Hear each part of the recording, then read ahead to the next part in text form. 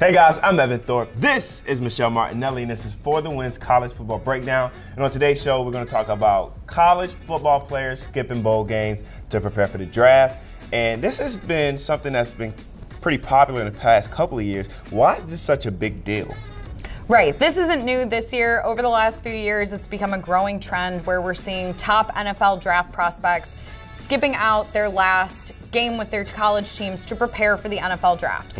It's for a number of different reasons. Usually it's to protect themselves from injury, keep themselves healthy, and not risk hurting their draft stock going forward for a bowl game.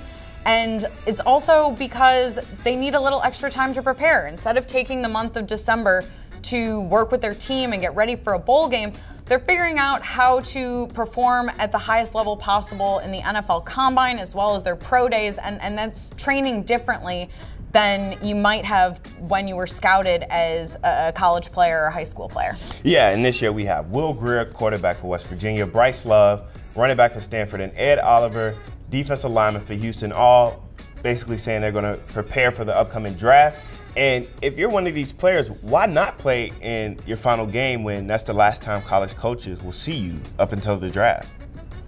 Well, for a lot of these, scouts and teams who are looking at some of the top draft picks, they've already seen what they need out of these guys, right? They've played 11, 12, 13 games so far. One more game isn't going to change their mind when you have a whole season and maybe multiple seasons to look at for some of these players. It's just one more game isn't really changing the picture too much. So why not skip the whole year if you want to prepare yourself for the draft if you already know you're going to be a top prospect? Well, so actually Clemson coach Dabo Swinney said that recently. He said that he hates the idea that players are skipping their bowl games and suggested why don't they just skip their senior season? Why don't they just skip the whole season? And that's when it comes back to, especially if you're a playoff contender or a national championship contender, these players want to win those types of games that could get them on that track for their teams. They want to be in the hunt for a playoff spot, one of the final four spots. They want to get to a conference championship game and win for their team.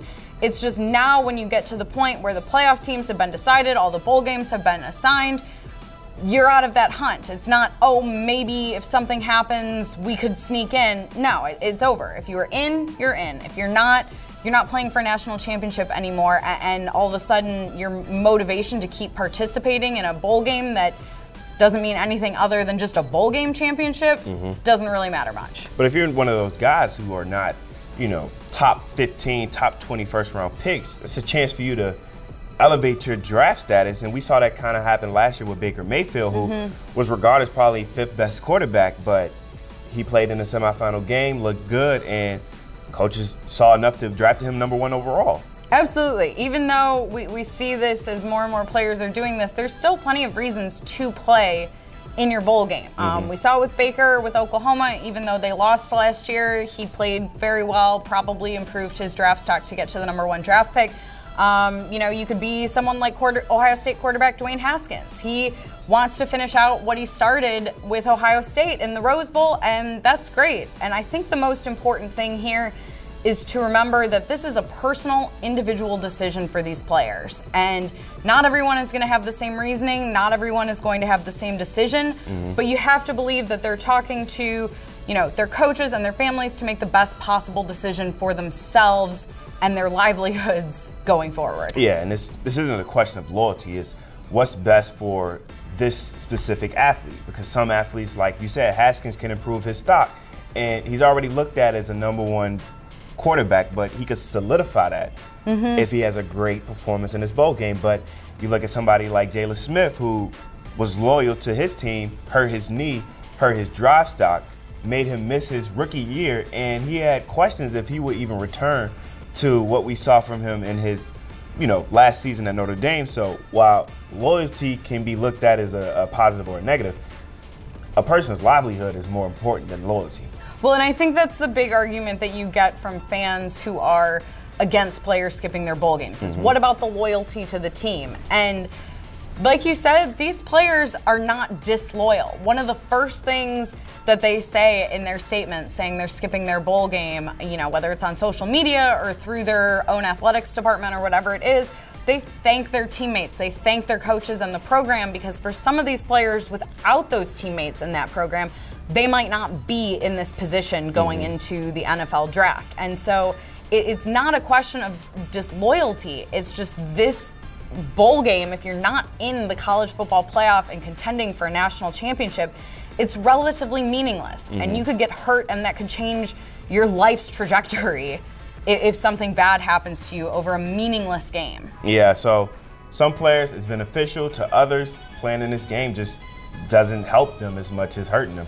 But let's look at something positive, and for these players playing in these bowl games, there are gifts rewarded to you for playing. So let's look at some of the best gifts in this year's bowl season. And number one for me has to be the Alamo Bowl.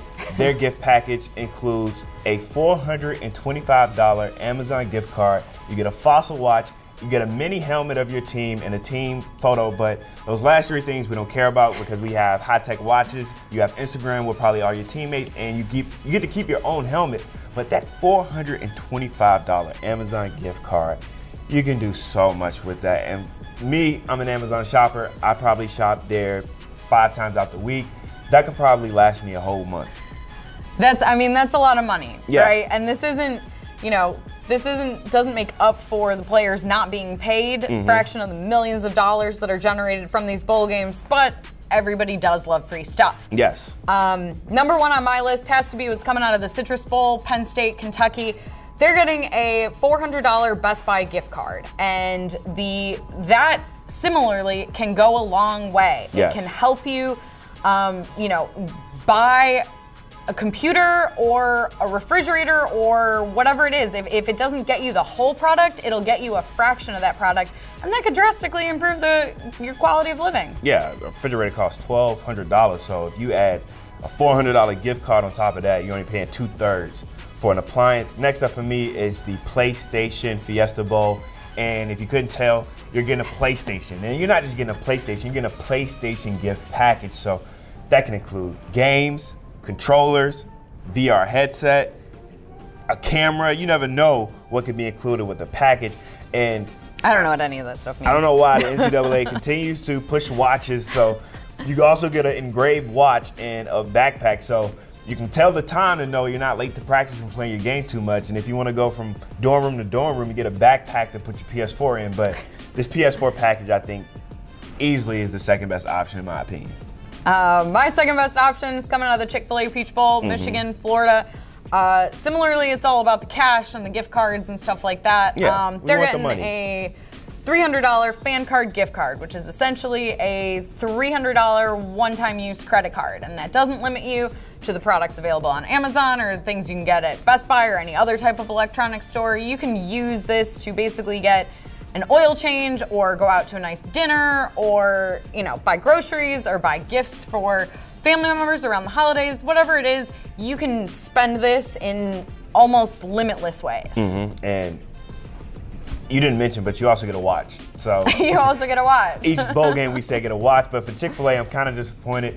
These players are playing in your bowl game and you didn't offer them a year supply of Chick-fil-A. It doesn't have to be every single day, but we could do a week, we could do once a month.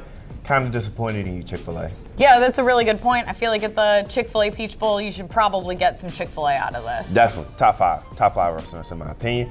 But for Michelle Martinelli, I'm Evan Thorpe. Thank you guys for watching and happy holidays.